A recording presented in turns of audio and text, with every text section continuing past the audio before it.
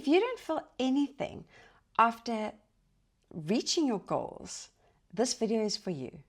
My name's Karen Andrews. I've been a clinical psychologist since 2009, and today I want to break down why you feel numb after hitting even big goals and what you can do to fix this. Maybe you just got that big promotion that you've worked years for.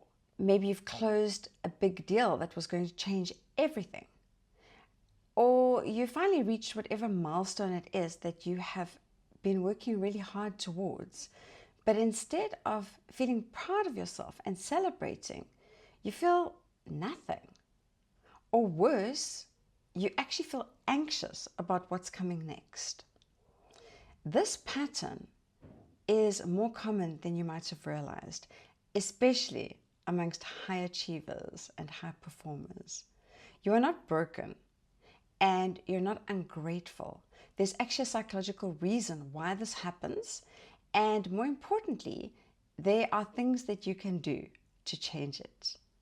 I'm going to share 5 signs that this pattern is running you and running your life, and then I'm going to give you a 5-step research-backed approach to changing it, to finally feeling the satisfaction and the pride and the sense of achievement that you've been working so hard for.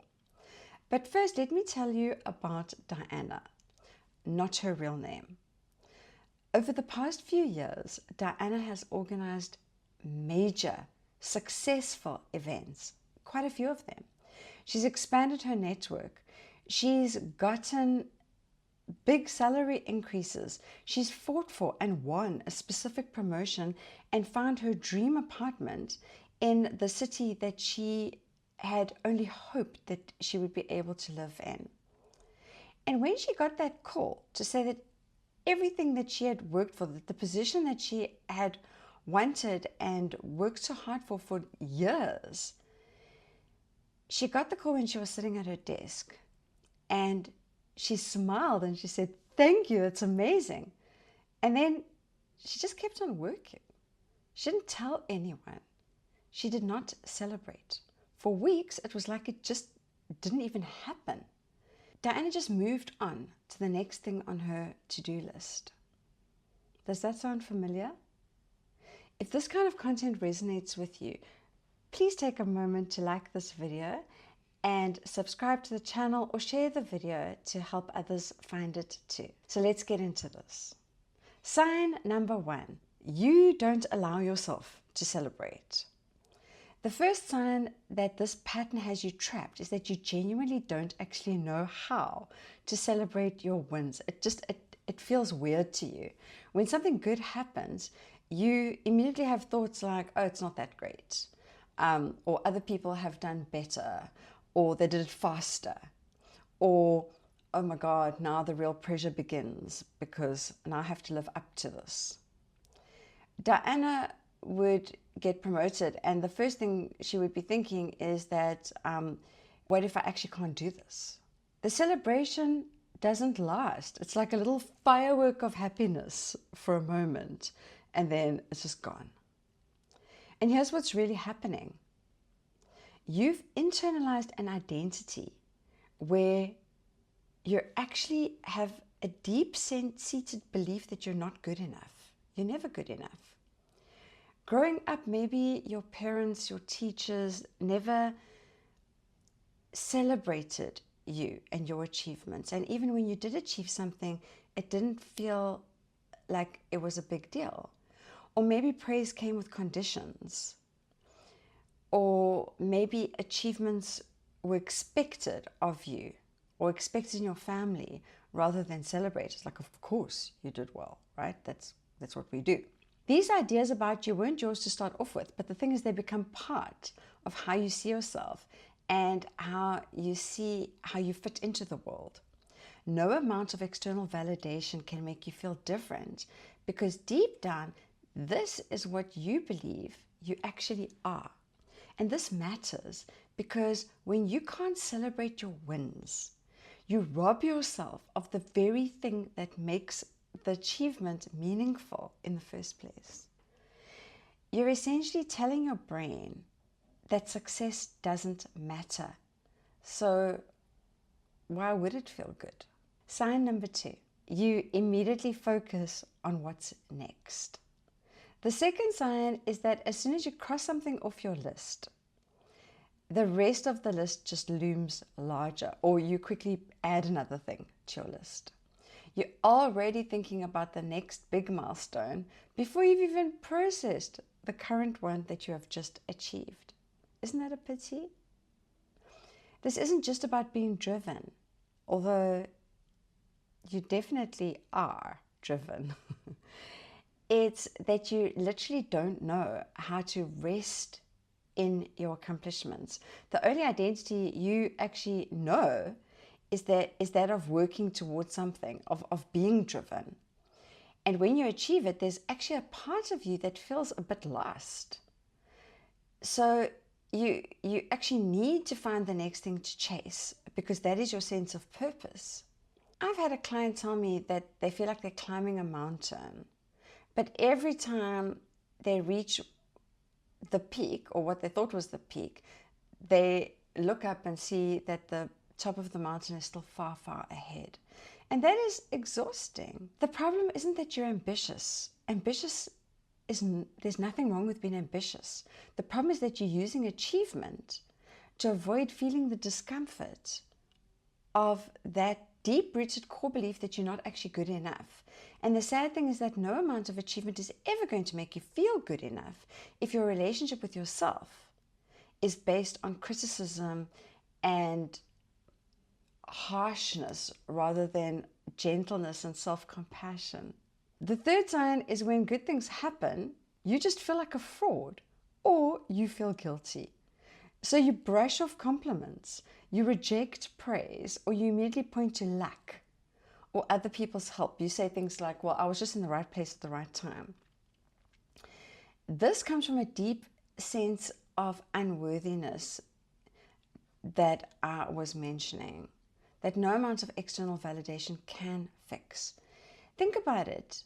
If you truly believed at your core that you're not good enough, there's no promotion or achievement that's going to make you feel that you are good enough. You have to attack that belief. You can't just tell yourself that you got lucky or that you somehow managed to fool your way into whatever it is. I will use the name Amar to describe another client composite. Amar was terrified to lose his anxiety, strange though it is, because he believed that it was his anxiety that drove his success. Without it, unconsciously, he really believed that if he didn't constantly worry and criticize himself and beat himself up, that he would become lazy and that he would just lose everything that he had built. This is a kind of all or nothing thinking that keeps Amar and many of my clients trapped in a cycle where they can never enjoy what they've earned. But there's a significant body of research on self-compassion and performance that shows us that people who treat themselves with kindness, that people who have good self-esteem and a good sense of self-worth and worthiness actually perform better, not worse.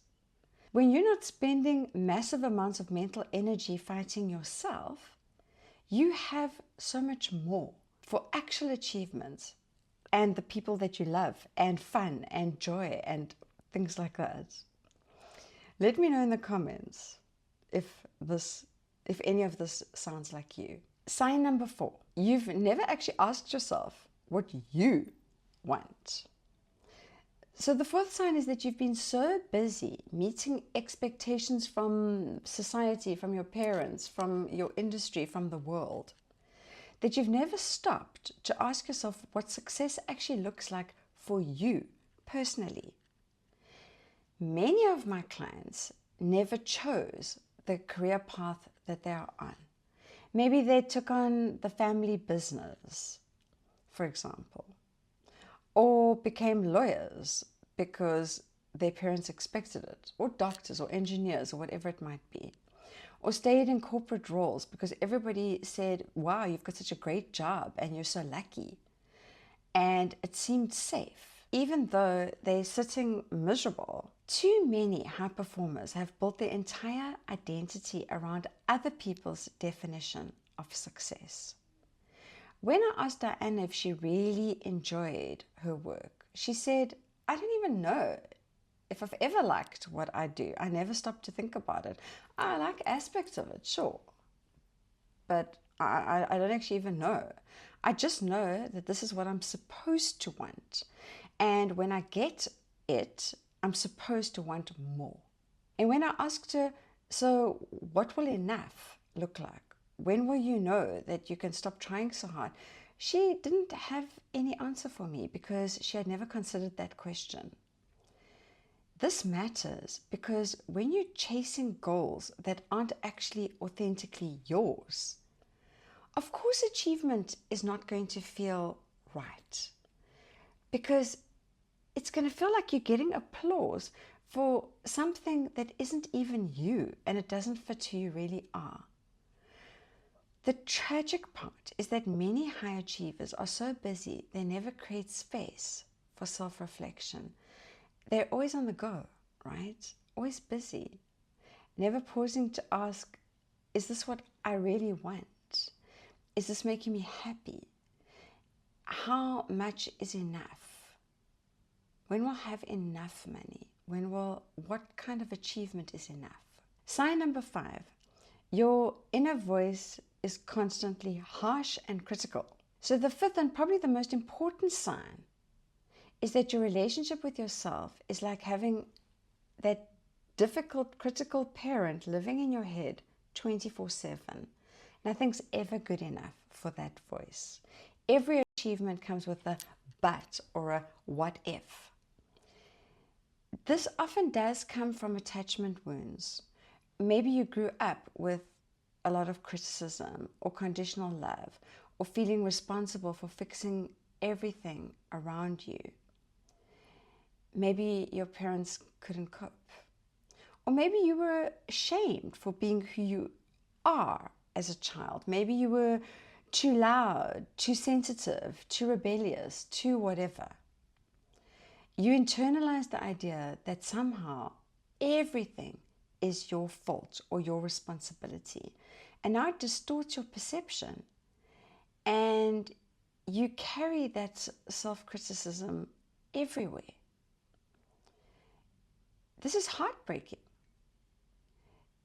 You no longer need anyone else to criticize you as you were criticized in your childhood, because you did better than anyone else could. That constant internal criticism does not actually motivate you, even though you might think so. It exhausts you, and it makes every success feel hollow. The research on attachment theory, particularly John Bowlby's work, shows us that these early patterns don't have to define us. Yes, they can be difficult to shift, but it is very possible to develop what's called an earned secure attachment. In simple terms, it's about learning to be the supportive parent to yourself that you needed when you were growing up. So let's talk about the solution. You need to change your relationship with achievement. So what actually works? The solution isn't about changing your goals or changing your ambition. It's about changing how you relate to achievement, and most importantly, how you relate to yourself, because your relationship with yourself is reflected in every other relationship. Step number 1, you need to build awareness. First, you need to see the pattern clearly. Insight is where it always begins. Start to notice when you brush off compliments, or when you immediately jump to the next goal, or notice when that critical voice gets loud. Building your awareness is the first step to change. Step 2, plan celebrations in advance. So every year you set your goals, every quarter, whatever it is, but before you decide to work towards any goal, plan. How are you going to celebrate it when you get it? Make it specific. Maybe it's a weekend away, maybe it's a nice dinner, maybe it's a holiday. whatever feels like a treat to you. The key is planning it before you even get there so that the celebration isn't optional. It's just that this is what's happening.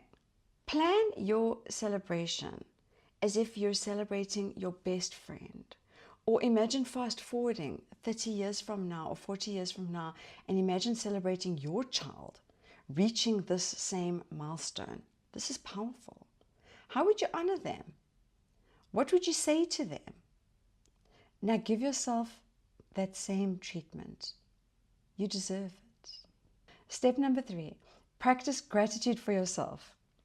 Research by Emmons and McCullough shows that gratitude is one of the strongest predictors of well-being. Isn't that incredible? It has a huge impact on you.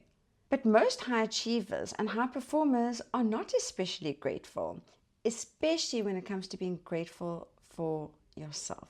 So start by being grateful for what you've overcome to get where you are. Be grateful for your own persistence, your own strength, your own resilience, your own growth. Be grateful for the effort that it took, for those late nights, the risks you took, the times when you didn't give up even though you wanted to. Take time to be grateful for the people who helped you, who supported you, who loved you. Practice gratitude. It's a practice. Keep a gratitude journal. Make it a habit.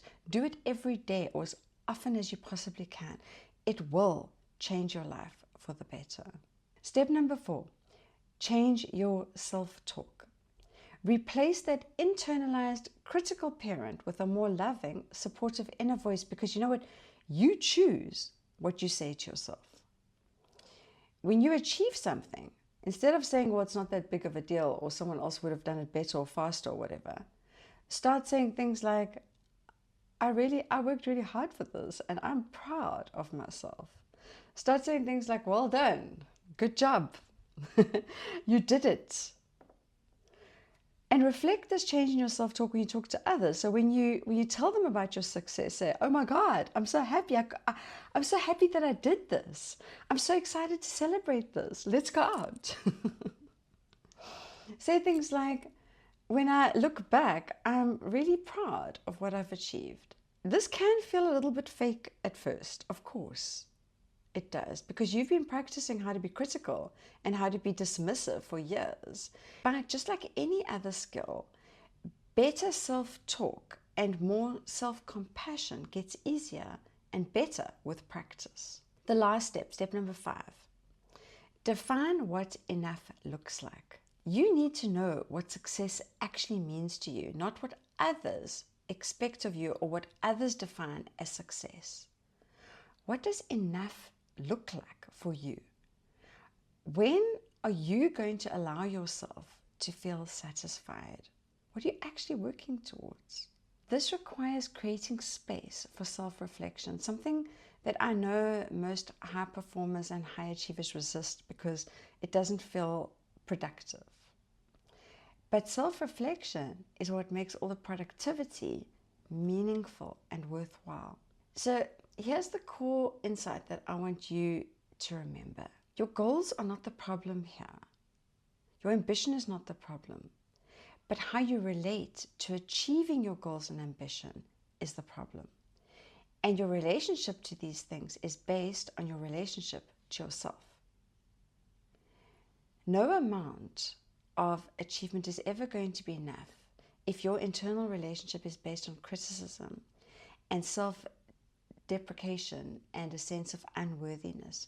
But when you learn to treat yourself with the same love and compassion and pride and energy that you would show to somebody else that you love, everything changes.